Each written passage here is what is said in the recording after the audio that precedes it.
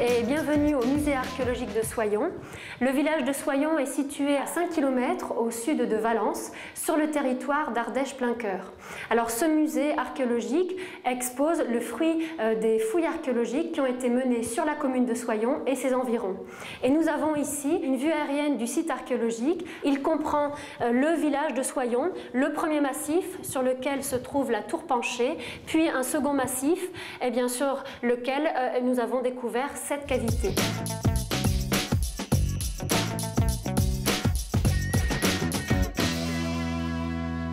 Alors cette grotte s'appelle la grotte de Néron. Elle a été découverte en 1870 par deux archéologues amateurs.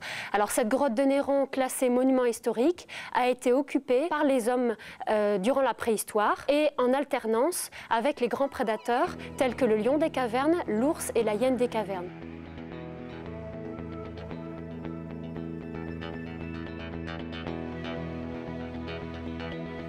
La visite se poursuit dans cette seconde cavité. Cette cavité s'appelle le trou du renard. Alors cette grotte présente un décor féerique de concrétion de calcaire, c'est-à-dire des stalactites, stalagmites, colonnes, piliers, mais également draperies. Alors ces concrétions de calcaire ont été formées grâce aux eaux d'infiltration. Ce sont donc les eaux de pluie qui ont sculpté cette cavité.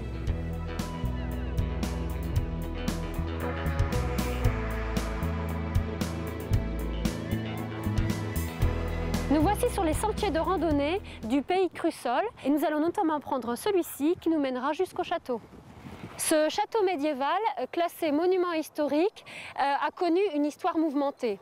Un premier château fort fut construit en bois, probablement au cours du Xe siècle. Puis, suite à un incendie, il fut reconstruit en pierre au XIe et XIIe siècle. Aujourd'hui, Crussol est devenu un lieu de balade, de découverte architecturale et historique, mais également un espace naturel protégé remarquable.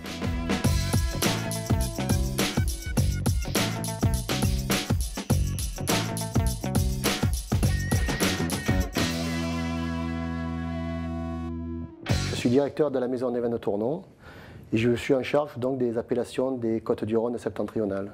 Et vous êtes plus particulièrement là sur deux terroirs que je compte vous présenter, qui sont les appellations Saint-Péray et l'appellation Cornas. Là, pour commencer, un vin de Saint-Péray, donc vous pouvez observer des notes jaunes assez prononcées, un vin blanc assez doré au niveau de son intensité.